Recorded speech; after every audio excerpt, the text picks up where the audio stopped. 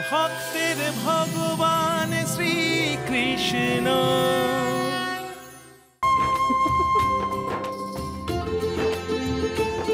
কানাই, ওই শ্যাকরাগুলো যখন তোকে গয়না পরাচ্ছিল ওটা ছিঁড়ে গেল কি করে? রোজ রোজ ননি খেয়ে খেয়ে বোধহয় আমাদের পেটগুলো খুব মোটা হয়ে গেছে। ওরা যখন গয়না পরাচ্ছিল কেমন জোরে চাপ দিচ্ছিল।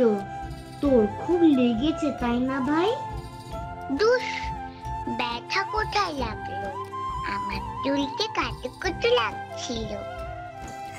দেখো, ননি খেয়ে দুই ভাই কি খুশি। ননি পেলে আর কিছু চায় না দুটোতে।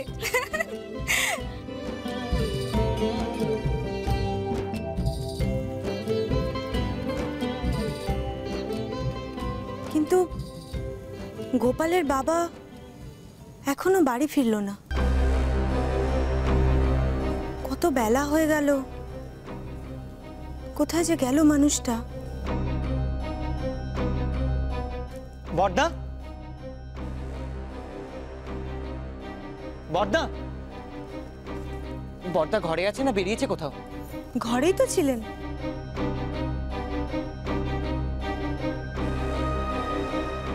কি হয়েছে সানন্দ, ডাকছিস কেন?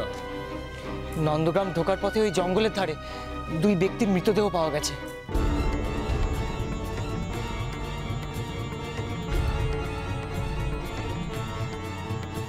সে কি? তারা কারা? নন্দগ্রামের কেউ নয় তারা। নন্দদাদা খবর পেয়ে সেখানেই গেছে। দাদা আমাকে বললো ফিরতে দেরি হবে, খবরটা যেন তোমাকে দিয়ে দিই। আজকের দিনটা অত্যন্ত অশুভ। সকালে যখন আমার হাত থেকে পুজোর থালা উল্টে গেল আমি তখনই বুঝেছিলাম উনি যে কেন গেলেন আবার এসবের মধ্যে। তুমি চিন্তা করো না নন্দরানী, আমি দেখছি।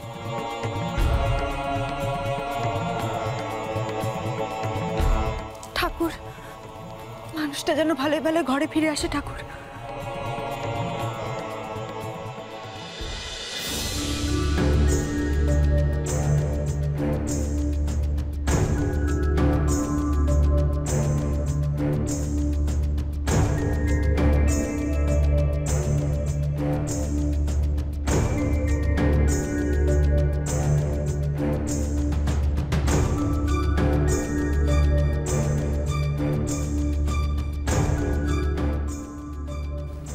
ওই যে নন্দগৃহ।